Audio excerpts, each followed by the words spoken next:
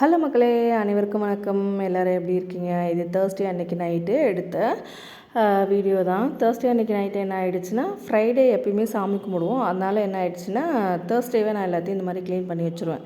ஆனால் இந்த மாதிரி குடமாக தண்ணி ஊற்ற மாட்டேன். இந்த மாதிரி எல்லாத்தையும் க்ளீன் பண்ணிகிட்டு இருக்க மாட்டேன். அடுப்பு அது சுற்றி இருக்கிற இடத்தெல்லாம் எடுத்து துணியால் போட்டு தொடச்சி எடுத்துருவேன், ஈர துணியால். ஆனால் இப்போ சோப்பு போட்டு கழுவுற நிலைமைக்கு என்ன ஆகிடுச்சுன்னா, இந்த முறுக்கு சுட்டேங்க. எங்கள் அம்மா முறுக்கு மாவு அரைச்சேன், நீ போய் சுட்டுக்கோ, எனக்கு டைம் இல்லைன்னு சொல்லி கொடுத்து அனுப்பிச்சாங்க. கொஞ்சம் தான் ஒரு எண்ணெய், பிராண்ட் நேம் சொல்லலை, அந்த எண்ணெயை வாங்கி சுட்டேன். அது என்ன ஆகிடுச்சு, அப்படியே அதோட பிசுபிசுப்பு மேலே செவுறு மேலே எல்லாத்து மேலேயும் அடித்து, ட்ரே மேலே எல்லாம் அப்படியே பிசு பிசுன்னு.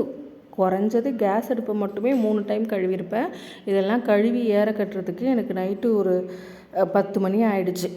நான் ஆரம்பித்தது ஒரு 9 மணி. இதெல்லாம் க்ளீன் பண்ணி எடுத்து ஏற கட்டுறதுக்கு 10 மணி ஆகிடுச்சு. அந்தளவு பிசு பிசுன்னு.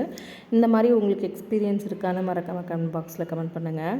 அதுக்கப்புறம் இந்த ஹவுஸ் ஒய்ஃபாக இருக்க எல்லாருக்கும் நல்லாவே தெரியும், இந்த மாதிரி கேஸ் அடுப்பு நம்மளை சுற்றி இருக்கிற இடம் இந்த மாதிரி நீட்டாக க்ளீனாக இருந்தால் தான் பார்க்கவே கொஞ்சம் மன திருப்தியாக நல்லாயிருக்கும். ஏன்னா மேக்ஸிமம் டைம் அங்கே தான் ஸ்பெண்ட் பண்ணுறோம் இல்லையா?